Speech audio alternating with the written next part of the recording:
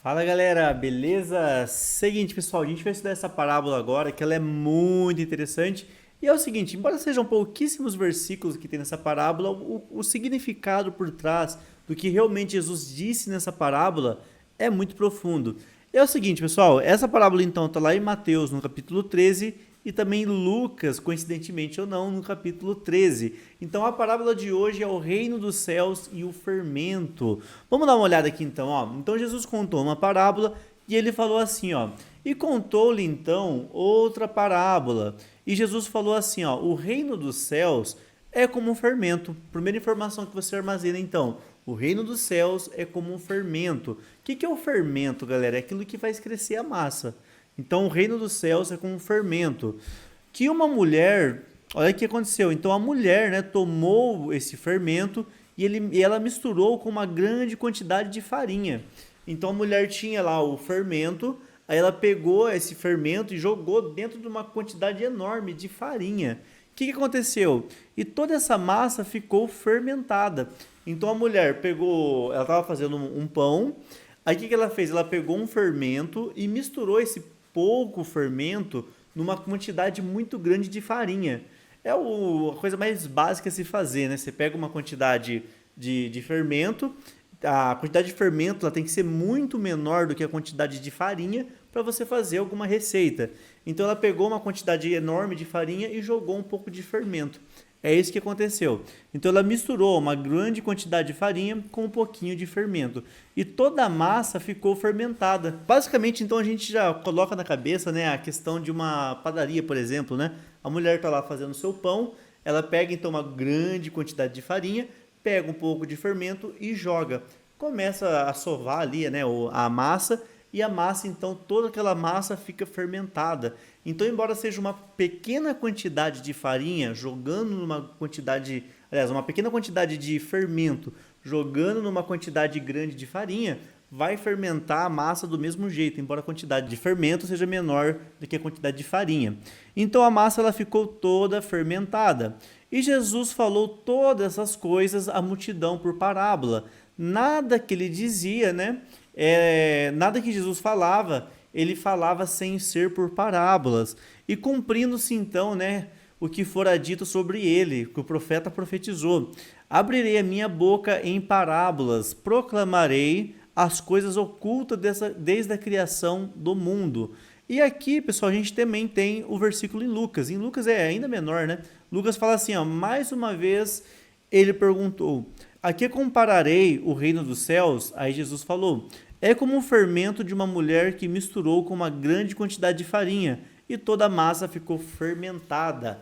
E é o seguinte, galera, embora seja um pouco complicadinho nessa parábola, porque são pouquíssimas palavras e Jesus não explica isso depois, a gente tem ali que muitos significados. Eu já vi pessoas pregando essa passagem errada. Pessoas falando, nossa, tá vendo? O fermento é o pecado. Na verdade, não, irmãos. Vamos interpretar essa parábola aqui e entender um pouco o que Jesus estava realmente dizendo em relação a esse assunto.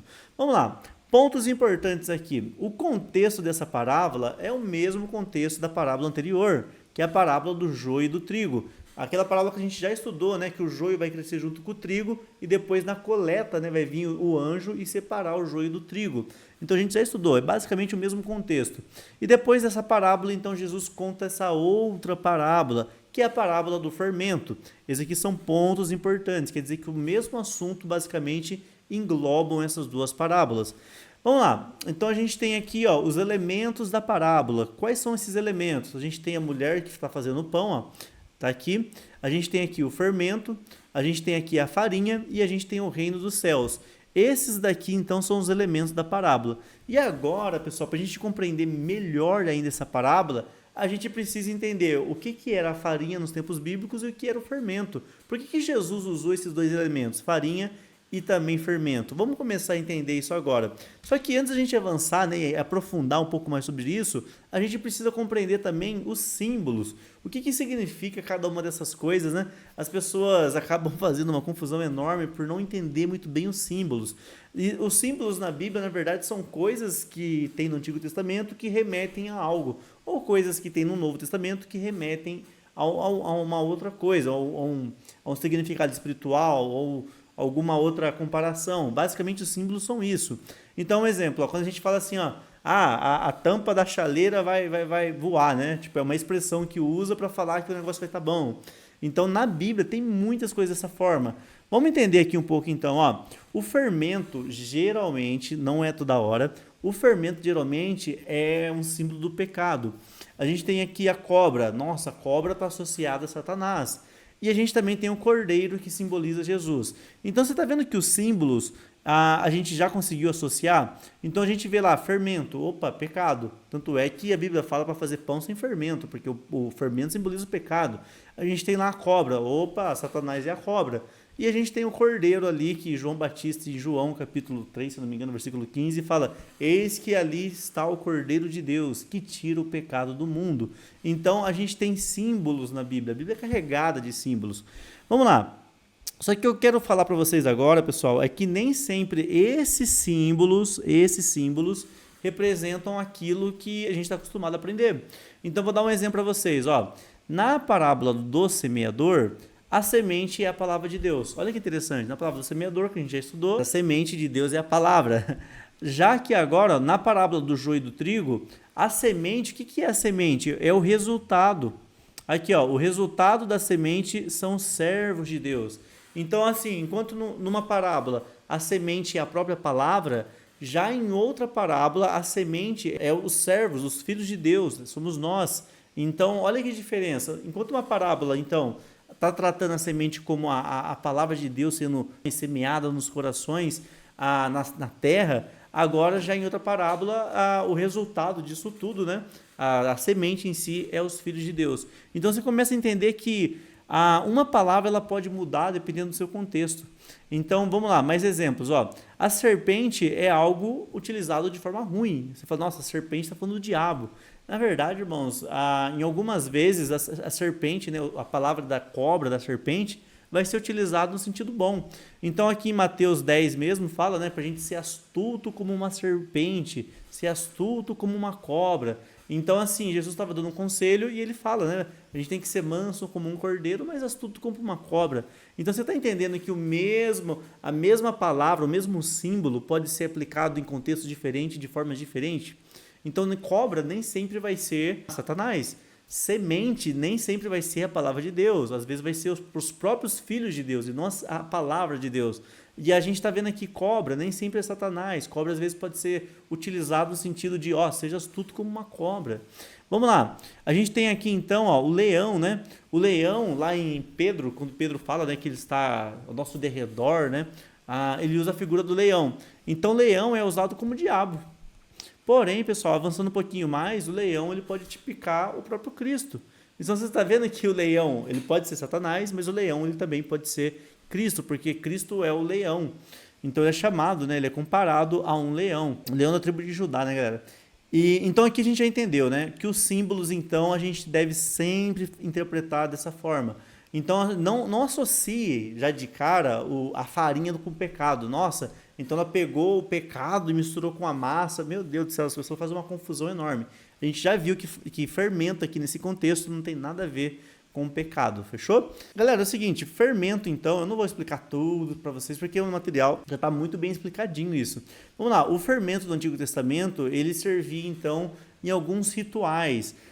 Vamos lá, ele era utilizado então em algumas vezes no sentido de pecado, fermento, e ele usava então no ritual de festa de Páscoa. O que acontecia? Durante a festa de Páscoa, eles comiam pão, aqui os pães asmos, né, sem fermento, para literalmente, né, falar que é um alimento sem influência do povo egípcio. E o fermento também é para lembrar eles que não deu tempo nem de cozinhar o pão, né, nem de fermentar o pão, eles tiveram que sair correndo lá para ir para a Terra Prometida. Então, basicamente, né, no ritual de Páscoa é utilizado o fermento.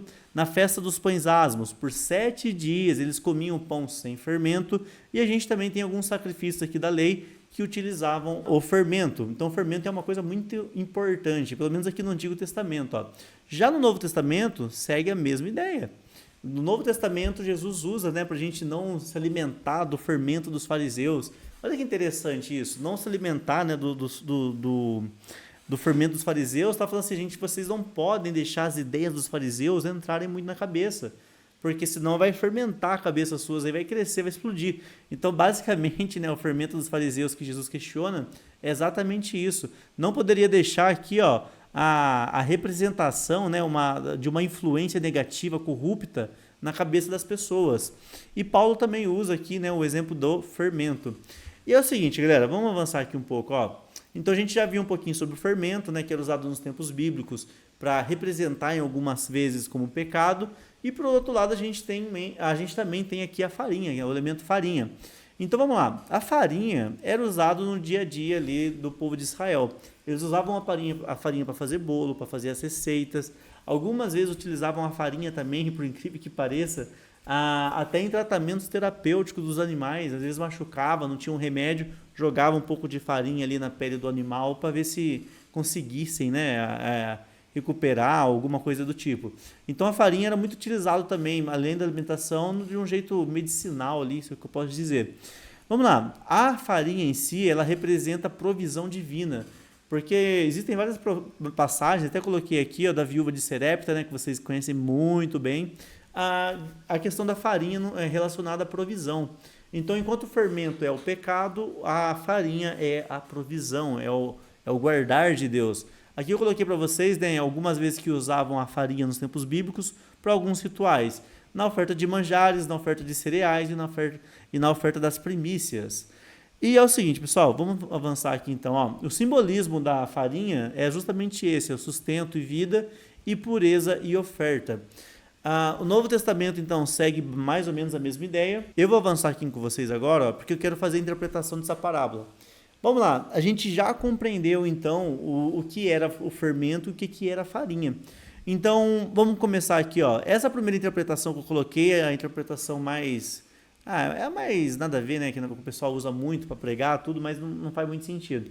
Já a segunda interpretação, pessoal, é uma interpretação mais real do que realmente o texto nos ensina.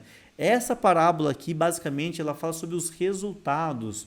Então, assim, o legal é que as atitudes invisíveis, elas impactam diretamente, gerando resultados visíveis. Então, essa parábola fala sobre isso, que as coisas, por menores que sejam, em quantidades menores que sejam, elas podem gerar um impacto muito grande e fermentar tudo. Você lembra dos primeiros versículos que a gente leu? Que o reino dos céus é como um fermento, que uma mulher está fazendo uma massa. Ela pega um pouquinho de fermento e joga numa quantidade enorme de massa. E quando ela joga esse pouquinho de fermento numa quantidade enorme de massa e começa a solvar, o que vai acontecer? Toda a massa ela fica fermentada.